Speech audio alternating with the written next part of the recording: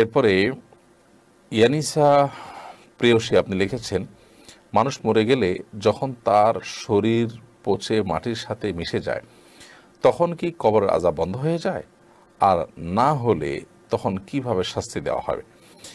মানুষ যখন মারা যায়, মারা যাওয়ার পর যদি তার শরীর পচে গলে মাটির সাথে মিশেও যায়, মাটি হয়ে যায়, তারপরও তার সেই ধ্বংসাবশেষের মধ্যে এক ধরনের প্রাণ দিয়ে সেখানে নেয়ামতের স্বাদ উপভোগ করা কিংবা শাস্তি ভোগ করার মতো ব্যবস্থা আল্লাহ সুবহানাহু ওয়া তাআলা করতে পারেন এবং সেটা আল্লাহ তাআলা করে থাকেন।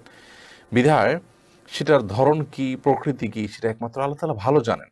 আমরা শুধুমাত্র এটুকু জানি যে কবরে মানুষ নেয়ামত যেরকম জান্নাতে ভোগ করতে পারে তার নেককার হয়ে থাকলে, আবার শাস্তিও ভোগ করতে পারেন বদকার হয়ে থাকলে, সে ব্যবস্থা আল্লাহ সুবহানাহু ওয়া তাআলা কিন্তু রাখেন। অতএব তার বিস্তারিত বিবরণ এবং ধরন, তার প্রকৃতি, সেটা একমাত্র আল্লাহ তাআলা ভালো জানেন।